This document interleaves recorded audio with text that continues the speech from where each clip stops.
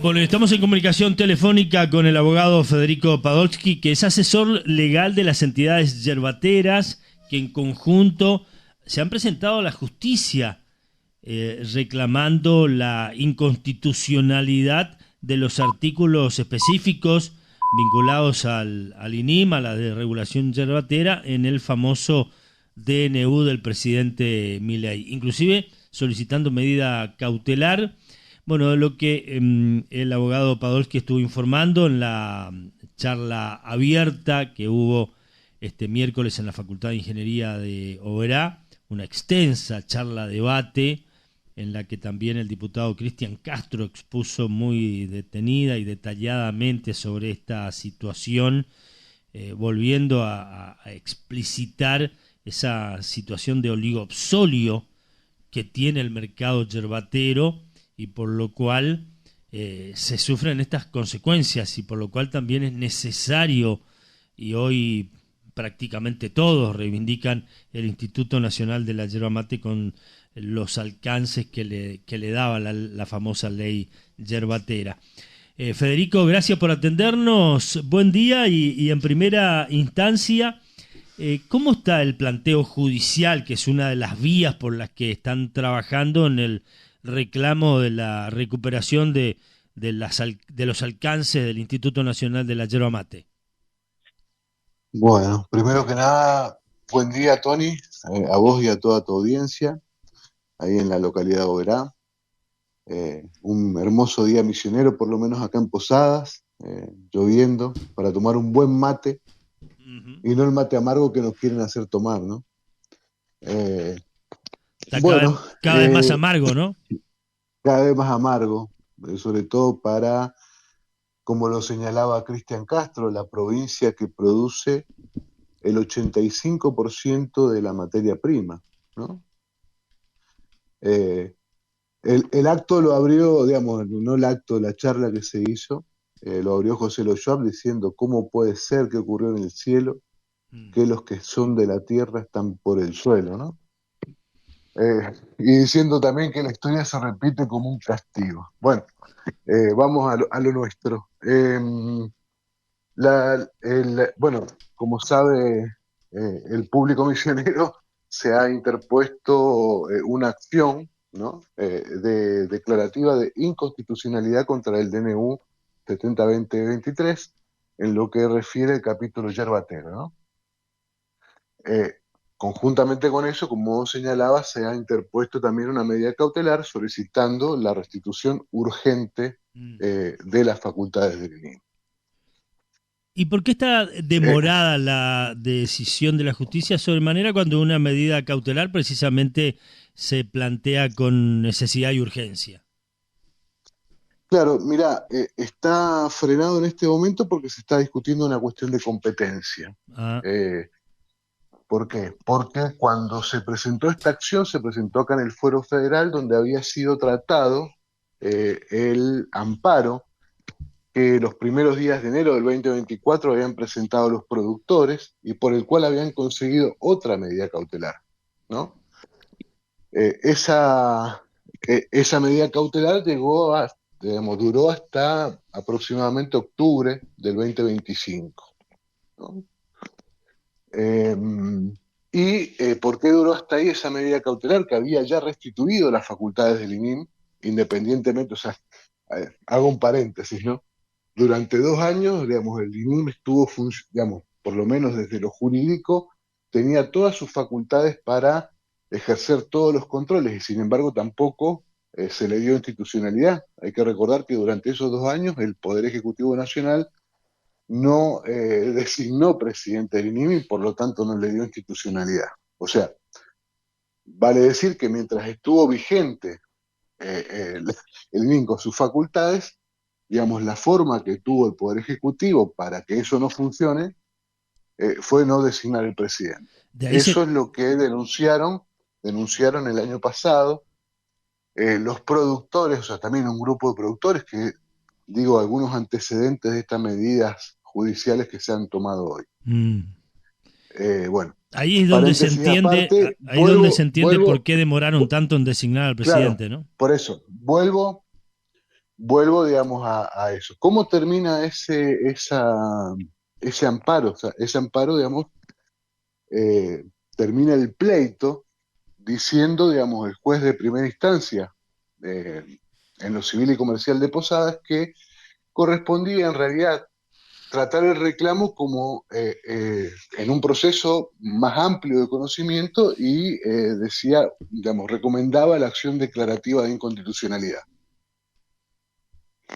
Ergo, nosotros, digamos, retomando eso, digamos, estudiando cómo fue todo ese proceso del amparo, empezamos a preparar esta medida de inconstitucionalidad. Yo no fui el abogado que había presentado ese amparo, por lo tanto, bueno, eh, ahí se tardó un tiempo, o sea, el juez había dado 10 días para interponer la demanda de inconstitucionalidad y lamentablemente no se interpuso, o sea, no sé quiénes no se pusieron de acuerdo, etc.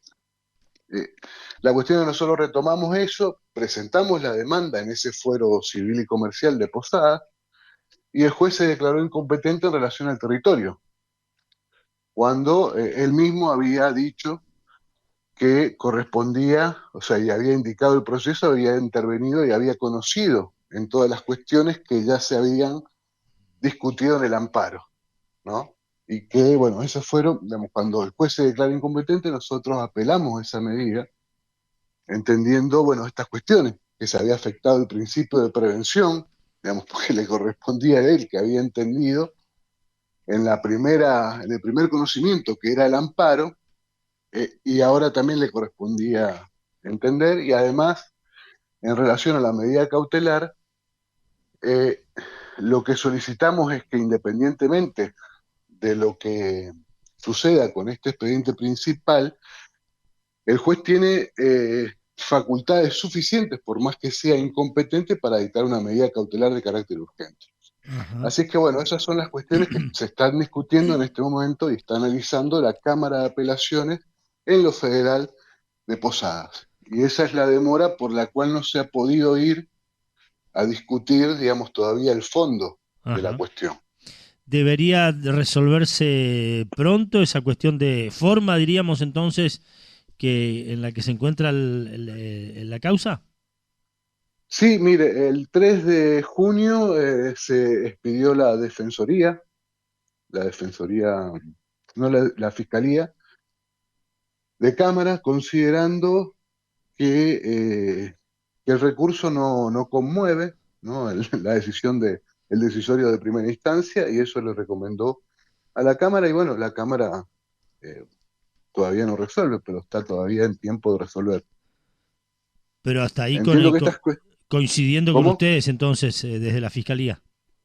No, la Fiscalía no coincidió con nosotros, coincidió con el juez de primera instancia. Ajá, o sea que Dice que se estos complica. argumentos, o sea, no explica, digamos, eso es lo que me queda para mí, no explica, entiendo yo, digamos, por qué esto que le estoy planteando, de Mm. que este juez ya había intervenido, o sea, esta jurisdicción ya había intervenido, ya había estudiado, ya había analizado, había decidido, eh, digamos, que no correspondía a la vía del amparo, sino que correspondía a un proceso de conocimiento más amplio, que era la acción declarativa de constitucionalidad. O sea, todas esas cuestiones, esos antecedentes, esa prevención que tuvo este juez, digamos, en opinión de la Fiscalía de la Cámara, considera que eso no es relevante a la hora de definir la competencia de quién debe resolver esta cuestión.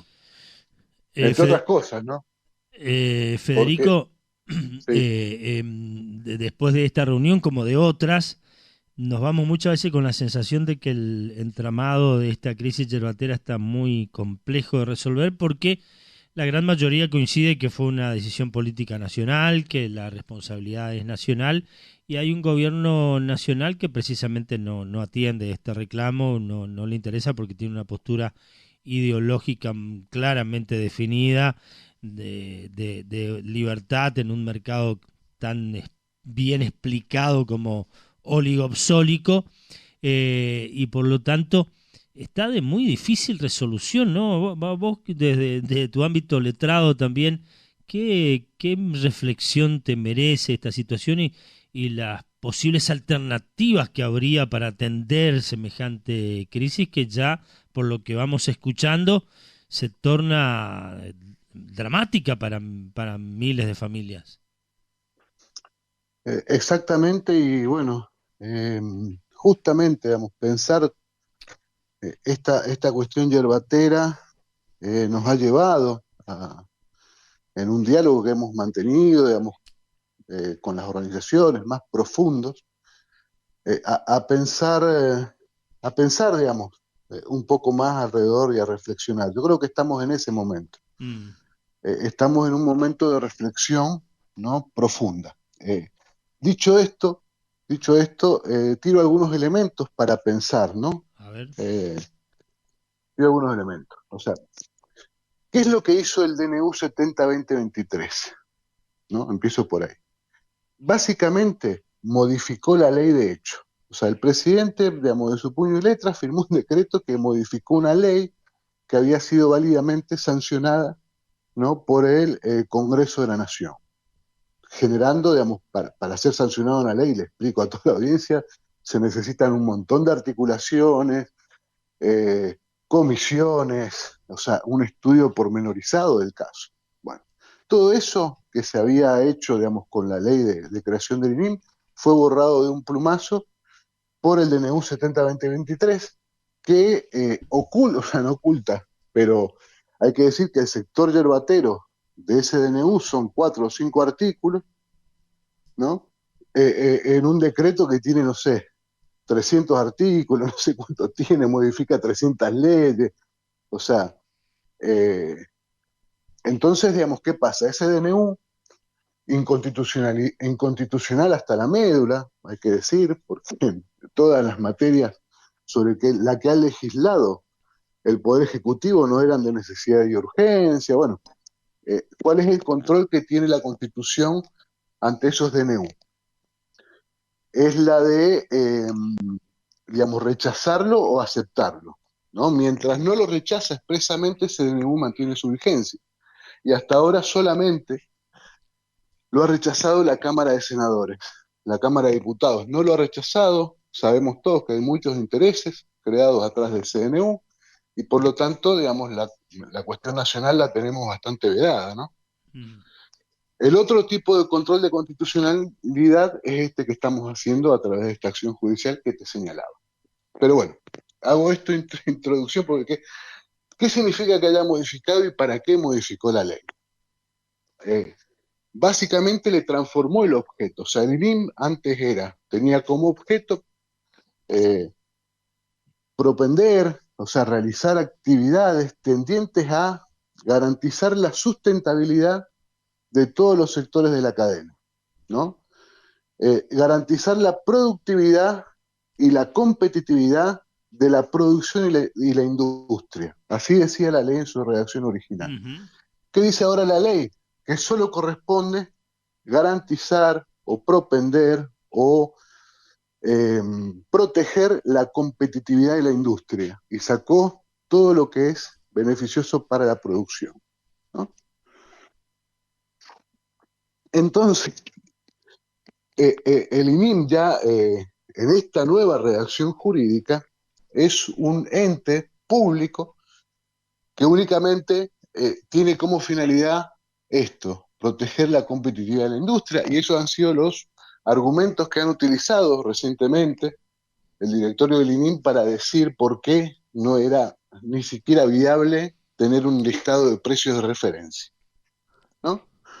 Dice, ahora el INIM, lo dijo el director por la industria, cambió su naturaleza jurídica.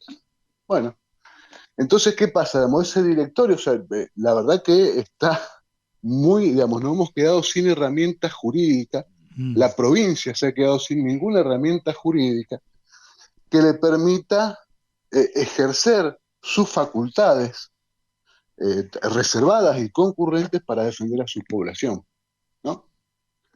Eso es lo que, digamos, nos ha llevado a reflexionar esta situación. Ujú. Y cómo, digamos, decir, digamos, que digamos, la gran industria, el monopolio industrial, digamos, porque a su vez es monopólico en relación a la góndola, al producto terminado, pero es oligopsónico en relación a la materia prima. Esto es lo que vive confundiendo el economista Federico Sturzenegger, Mm, ¿no? O sea, ¿qué significa que sea oligopsónico en relación al mercado de materia prima? Significa que hay 13.000 productores, en su mayoría radicados en la provincia de Misiones, ¿no? Que tienen que eh, vender su producto, ¿no? A un número muy reducido de compradores, el cual tiene un poder, eh, digamos, que lo lleva siempre, lo pone siempre al productor en una situación de hiposuficiencia negocial, ¿no?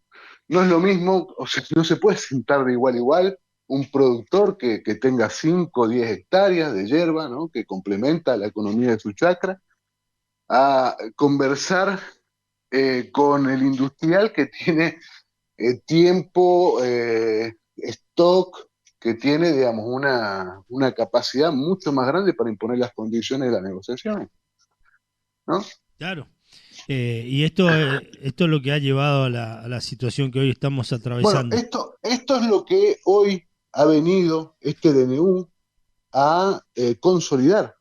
O sea, yo quiero que se entienda bien, o sea, el DNU lo que ha venido a consolidar es esta cuestión. O sea, cuando dicen, no, hay que liberalizar, en realidad lo que estamos haciendo es dejarle a la gallina en manos de sí, bajo la custodia de los zorros, ¿entendés? Porque si no hay una regulación mínima en la cual este sector, digamos, tenga un lugar en donde como sector pueda discutir las condiciones, ¿no? Con esta industria, ¿qué pasa? Esa ventaja estratégica de ese 85% de materia prima que produce la provincia de Misiones, ¿no? Termina diluida en justamente la atomización de esa producción primaria. Y esto es lo que genera un gran problema en la provincia de Misiones, ¿no? Eh, o sea, y esto nos ha hecho pensar en cuáles son las facultades, ¿no? Que puede ejercer la provincia, facultades constitucionales, ¿no? En primer lugar, digamos, cuáles son las cuestiones constitucionales y los derechos constitucionales que están protegidos tanto por la Constitución nacional y provincial, Mm. ¿no? En primer lugar, eso, el derecho a un ambiente, el derecho a la defensa de la población, de sus habitantes, la defensa del derecho de la propiedad, porque acá se habla todo en defensa de una supuesta propiedad privada, pero lo que han hecho es destruir la propiedad privada de 13.000 productores primarios, de los tareferos, compuesta por sus remuneraciones, sus salarios, en beneficio de la propiedad privada de la gran industria, que ha Ujú. generado, digamos, este de nuevo, una inmensa transferencia de ingresos de un sector a otro. Ahora, por lo que se Bueno, puede ver, Federico, desde el gobierno nacional que ha tomado estas medidas con las consecuencias que recién explicitabas, no hay ninguna instancia de reflexión, de consideración, de comenzar a dialogar para ver cómo se revisa esto. Se muestran no, no, incólumes. es que efectivamente tiene que ser una discusión provincial. O sea, ¿cuáles son las facultades? Eso me parece que es lo interesante de pensar. Que por ahí es algo complejo, porque es una cuestión muy leguleya, por así decirlo. Pero ¿cuáles son las facultades que tiene una provincia para ejercer en defensa de esta población, en Ajá. defensa de una producción estratégica? Digamos, eso es lo que tenemos que pensar y cómo eso se puede complementar incluso, ¿no? Y puede fortalecer. ¿Por qué la producción primaria, por ejemplo, no puede tener una doble tutela jurisdiccional? Cuando es el eslabón más débil de la cadena. Entonces, una herramienta provincial que sea complementaria y convergente con la herramienta nacional, incluso, o sea, la herramienta nacional sería el INIM y la ley del INIM, ¿Y no solamente el ente, y la provincial? ¿no? ¿Un Y ente, no un ente sé, digamos, propio? no hay una decisión al respecto. Yo nada más estoy diciendo cuáles son las facultades, ¿no? Que puede ejercer la provincia. Y la provincia puede ejercer y legislar en favor de sus habitantes, en defensa de su ambiente, en Mm. reconocimiento de nuestros pueblos originarios, en defensa de la familia agraria, o sea, en defensa de la especie. Todo eso son derechos constitucionales a los que tiene derecho, digamos, todos los habitantes, ¿no? Y esos derechos constitucionales, o sea, en su mayoría son concurrentes, o sea, son derechos que puede hacer valer a través de la legislación tanto la nación como la provincia. Eso significa que sean concurrentes. Y algunas facultades son incluso reservadas, como la de los recursos estratégicos provinciales. Y la yerba mate, la Ilex paraguayense, es un recurso estratégico provincial, digo. Ujú. Eh, Creo que esto es lo interesante, empezar a tener un diálogo misionero, en primer lugar, digamos, también aprendiendo de la industria o del accionar de ellos. O sea, yo creo que, digamos, ¿qué es lo que tenemos que aprender de la industria? Que ellos ya vienen, digamos, diseñando un proyecto de negocio para ellos, ¿no?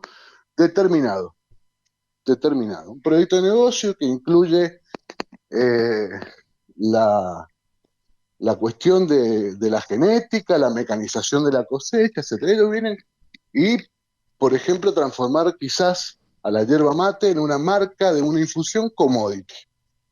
No me extrañaría para nada en este mundo de consenso de las commodities. Bueno, eso importa, digamos, el desarrollo de un proyecto, ¿no? De lo que decimos el agronegocio, que tiende a concentrar aún más, ¿no? Los distintos eslabones que componen la cadena yerbatera y expandirla, bueno, a niveles que no. Ellos ya lo vienen pensando, lo vienen haciendo y vienen actuando en consecuencia. Bueno, ¿cuál es el proyecto que necesitamos de administración yerbatera, por así decirlo, que necesitamos los misioneros, ¿no? Para tener un desarrollo que pueda construir empleos de calidad, sumándole valor agregado, que pueda utilizar las enormes investigaciones que han hecho nuestros estudiantes universitarios, que pueda utilizar también toda esta construcción que ha hecho el INIM sobre el producto, digamos, transformando a la materia hierba mate en su totalidad en un superalimento, o sea, encontrando las cualidades que la hierba mate tiene para ser un superalimento. El desarrollo que han hecho nuestros propios industriales, industriales más pequeños, de las cooperativas, algunos que a título personal han hecho investigaciones muy interesantes sobre los distintos usos de la materia, de la materia yerba mate, la Ilex paraguariense, la preservación de la especie, o sea, tiene algunos temas, digamos, que son porque lo que hay que coincidir, si vos querés, con Sturzenegger, es la potencialidad que Ujú. tiene la yerba mate, ¿no? Como economía. Y esta potencialidad, digamos, también y sobre todo, te digo más, ¿se la ha dado quién? Se la ha dado la producción primaria, el colono misionero, nuestro tarifero y nuestros pueblos originarios, ¿no? Entonces, eh, ¿cómo vamos a defender ese prestigio que ha ganado la yerba mate a nivel mundial y que hoy se quiere aprovechar exclusivamente uno de los sectores de la cadena? ¿Cómo lo vamos a utilizar en beneficio de la provincia de Misiones? Para plantear un desarrollo integral, nosotros queremos, lo interesante de eso es que se ha abierto un diálogo muy interesante, Ujú. al que invitamos a los comerciantes, a las distintas industrias, pero no a las grandes industrias únicamente, por ejemplo, a la industria farmacéutica. ¿Cuántos farmacéuticos existen en la provincia que podrían desarrollar y que ya están desarrollando, de hecho, productos relacionados con la yerba mate? ¿Cómo podemos tener una mirada estratégica, pero desde nuestra, desde nuestra posición en el negocio yerbatero, ¿no? Desde la posición del producto primario, bueno, creo que se abren innumerables eh, posibilidades y sobre todo esto, la de generar un diálogo misionero. Eso me parece lo más interesante. La forma que eso puede adquirir, no sé, o sea, puede haber una legislación, puede haber no sé, digamos, la creación que sea del pueblo misionero, ¿no? De los distintos actores involucrados, etcétera. No, evidentemente las construcciones que se van haciendo, no, acá tengo el proyecto de ley, acá tengo la justa, y ahora votamos esto y se soluciona, no, no, no. El proyecto que tiene eh, la industria es muy potente, es un proyecto que dijo a 10 años, o sea, lo señaló Sturzenegger, y bueno, ¿cuál es cuál es nuestro proyecto? Ujú. Porque el proyecto de la industria evidentemente no nos contiene a nosotros. Tal cual. Así es que O bueno, sea que de alguna manera esa especie de asamblea, esa charla, esa reunión, debate abierto que se realizó el miércoles aquí en Oberá, más allá de que siga siendo muy complejo y muy crítica la situación, comienza a instalar un debate provincial en el que habrá también exigencias hacia la clase política en ir redefiniendo desde la provincia un planteo, un proyecto ya misionerista, como por ahí reivindican desde el oficialismo, ante semejante situación de crisis yerbatera, el gran producto madre de nuestra economía y donde somos los grandes productores yerbateros del país y por ende del mundo. Bueno, que seamos nosotros los misioneros que somos los dueños de esa producción, los que podamos definir entonces qué hacer ante este contexto que nos ha instalado Nación desde escritorios de Buenos Aires que poco tienen que ver con esta realidad, pero bueno, hay un trabajo por delante para definir algún proyecto provincial entonces. yo entiendo que sí, yo entiendo que sí. Digamos, hay que aprovecharlo para eso y para establecer un diálogo profundamente político, no partidario. O sea, lo que tenemos que discutir es precisamente cómo se va a administrar, digamos, qué política de Estado se va a dar misiones para defender, digamos, a estos sectores, ¿no? Para defender a nuestra biodiversidad, para defender a nuestra producción primaria, para defender a nuestros pueblos originarios, a nuestros trabajadores que dejen de emigrar a Brasil, o sea, a nuestros estudiantes que quizás están destinados a dar no sé, alguna cátedra en algún colegio secundario, digamos. Yo creo que hay mucha potencialidad en nuestra juventud, a nuestros artistas. O sea, ¿cómo podemos transformar a la yerba mate misionera, digamos, en una verdadera economía regional que nos contenga o que intente contener a la mayoría, juntamente con Ujú. las otras, ¿no? Que sería también, en este contexto, la producción de alimentos sanos, el desarrollo de la agroecología, bueno, tantas cosas hermosas que existen en Misiones. ¿Cómo no vamos a hacer de eso nuestro lema? Correcto. Federico, muchas gracias por todo esto. Nosotros prácticamente a diario hablamos del tema. Después de la reunión allí en la Facultad de Ingeniería, escuchábamos a Jorge Skripchuk y a Luis Andrusisin. Bueno, ahora estas reflexiones también que nos dejás y que nos comprometen porque entendemos que la economía yerbatera tiene un alto impacto en todos los misioneros, además de esos prácticamente 13.000 productores que tiene específicamente el sector. Así que bueno, gracias por estas consideraciones. De nada, gracias a vos por difundir, saludos a la audiencia y a disposición para lo que pueda aportar. Muy amable, Que gracias y tengan buen buen día. día. Hasta luego. La radio, tarde o temprano, la alternativa de su voz. Allí estaba el abogado Federico Podolsky que informó en la asamblea yerbatera del miércoles aquí en Oberá acerca de la situación legal, de los planteos que se han realizado ante la justicia. Publicite en la radio 3755 525819